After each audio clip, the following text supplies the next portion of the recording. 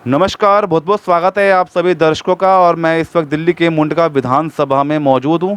साथ ही हमारे भारतीय जनता पार्टी के पर्वतलाल ठाकुर जी हैं, जो कि पूर्व के महामंत्री भी रहे हैं। और आज हम मौजूद थे। आज का जो अभी हालात जो देखे जा रहे हैं शारदा कॉलोनी के, वो काफ़ी दयनीय हालत की स्थिति को देखते हुए आज हम इलाके में पहुँचे और हमारे साथ मौजूद थे पर्वतलाल जी। और हम इनसे इलाके के बारे में थोड़ा सा जानने की कोशिश करेंगे कि हालात जो देखे जा रहे हैं किस किस तरह के अभी तक इलाके में देखे गए। जितेंद्र जी, सबसे पहले तो आपका सावदा कॉलोनी में स्वागत है कि आपने इस सावदा कॉलोनी के कॉलोनी की समस्याओं को उजागर करने के लिए आप आए, इसके लिए बहुत बहुत धन्यवाद। और पूरे कॉलोनी की तरफ से धन्यवाद, मेरी तरफ से तो है ही। जी, समस्या बताइए सर, अभी इलाके में किस तरह की देखी? इलाके में समस्याओं का अंबार है।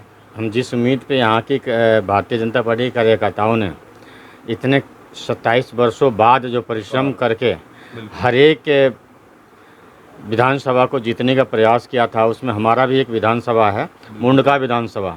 हम लोगों ने काफ़ी प्रयास किया और जनता से हम लोगों ने घर घर जा कर के बहुत मिन्नतें की, मिन्नतें करके उनको समझाया कि हम बहुत कुछ कर सकते हैं। लेकिन मुझे अब कुछ ऐसा लगने लगा है कि हमारे साथ छलावा हो रहा है। क्या लगता है, मतलब कार्यकर्ता के साथ शोषण ही होता है आपको लगता है सर? हाँ, इलेक्शन के दौरान इनको याद किया जाता है, फिर उनको नज़रअंदाज कर दिया जाता है। हाँ, मुझे भी ऐसा ही अब महसूस होने लगा है। काफ़ी समय हो गया मुझे संगठन में सेवा देते हुए। बिल्कुल। ठीक है, बहुत छोटे से लेकर के हमने यहाँ तक पहुँचा और बहुत बढ़िया सेवा दिया है। पहले हम संघ के स्वयं सेवक थे, उसके बाद संगठन के सेवक बने।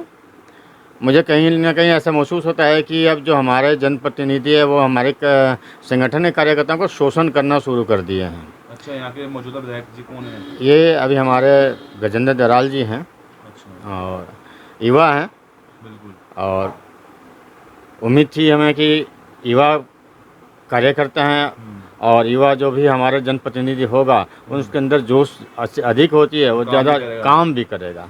लेकिन मुझे लग रहा है कहीं ना कहीं हम कहीं ना कहीं भ्रमित हुए थे और वो खरे नहीं उतर रहे हैं। तो मतलब अभी तक आपको क्या लगता है और उम्मीद? अभी तो 6 महीने हुए सरकार को अभी तो 6 ही महीने हुए, अभी तो बहुत दिन बाकी है, अभी तो 4.5 साल बाकी है। अगर संगठन के जो भी ऊपर के जब अधिकारी हैं वो अगर कंट्रोल कर लें तो शायद क्षेत्र में ज़्यादा बढ़िया हो सकता है। जो सांसद जी का भी यही हाल है क्या सर? सांसद जी का भी अभी वो रवैया नहीं है। अभी तक मुझे दिखने में यही लग रहा है कि जो भी है न्यूज़ चैनल तक ही सीमित हैं। अच्छा। लेकिन अभी ज़मीनी स्तर पे कोई कार्य अभी सोशल मीडिया पे वो एक्टिव दिखाई बस देता है। हाँ, उतना ही तक सीमित लग रहा है, लेकिन ज़मीनी स्तर पर भी कुछ ठीक दिख नहीं रहा है। अच्छा, और वैसे यहाँ पे और ज़रूरतें किस किस तरह की देखी? बहुत सारी ज़रूरतें यहाँ पे। अच्छा। यहाँ पे ऐसी कोई भी चीज़ नहीं जिसकी ज़रूरत नहीं है। जरूरत नहीं। करीबन 2.5 लाख की आबादी है शारदा कॉलोनी। साउदा कॉलोनी में। इसमें हिंदू भी है, मुस्लिम भी हैं। सबसे बड़ी बात इतनी परेशानी होती है यहाँ पे कोई भी कब्रिस्तान और शमशान घाट अच्छा, नहीं है। नहीं है। हम लोगों ने काफ़ी प्रयास करके एक टेम्परेरी तौर पे एक शमशान घाट का निर्माण तो कराया है जी सर। यहाँ की जनता के सहयोग से। हमने आगे भी कई एप्लीकेशन दे रखा है, दिया भी था, सबके संज्ञान में है, विधायक जी के संज्ञान में है, सांसद जी के संज्ञान में है। लेकिन अभी तक कोई कार्रवाई नहीं हुई, कोई कार्रवाई नहीं हुई। और कोई उसकी तरफ अब कैसे कहूँ कि किसी का ध्यान जाता है कि नहीं जाता है, या वजह क्या है, या तो इस कॉलोनी को कहीं ना कहीं मुझे लग रहा है कि नज़रअंदाज किया जा रहा है। वो कहावत कहते हैं ना कि भाई जब इलेक्शन का समय आएगा तो पैसे फेंकेंगे, इलेक्शन जीत जाएंगे। तो जनता भी अब समझ चुकी है कि अब हमें पैसे की ज़रूरत नहीं है, हमें सुविधाओं की आवश्यकता है। तो सर, सरकार तो बन गई है और अभी ट्रिपल इंजन की सरकार है आपकी। अब तो केंद्र भी आपका है, विधायक भी आपका है, पार्षद भी। तो काम क्यों नहीं हो पा रहा इलाके के अंदर? क्या लगता है कि कहीं ना कहीं जनता का भी शोषण नहीं हो रहा एक तरह से? हो सकता है कहीं ना कहीं संगठन में ऐसा कहीं कमी रही हो, या फिर ऐसा संगठन के संज्ञान में ना हुआ हो। और अभी 6 ही महीने हुए हैं, अभी 4.5 साल हमारे हाथ में है।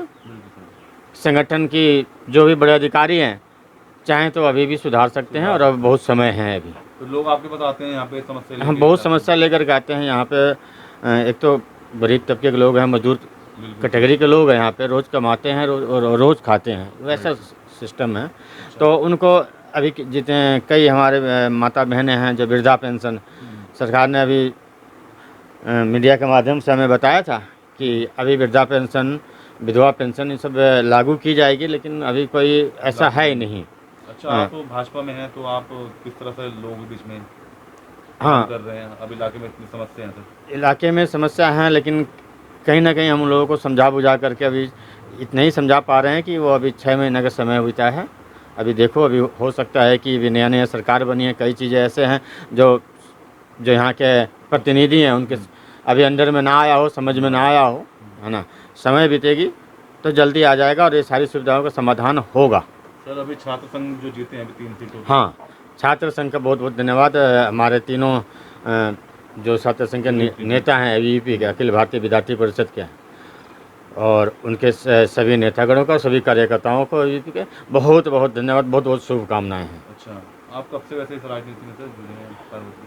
मैं राजनीति में करीबन आप ये समझ लो 2002 से 2002 से पार्टी की कई जिम्मेदारियों पे आप?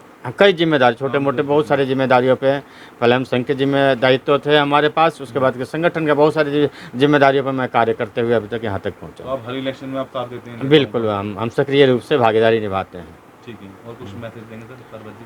मैं चाहूँगा कि अपील देना चाहेंगे? हाँ, मैं चाहूँगा कि हमारे जो भी है भारतीय जनता पार्टी के दिल्ली प्रदेश के जो भी हाँ जी, बड़े अधिकारी हैं, वो हर विधानसभा के समस्याओं को समझें और वहाँ के विधानसभा के जो भी नेतृत्व करता है, जी। जो विधायक हैं, उनसे उनकी संज्ञान में डालें कि इस क्षेत्र की समस्या का समाधान तत्काल हो।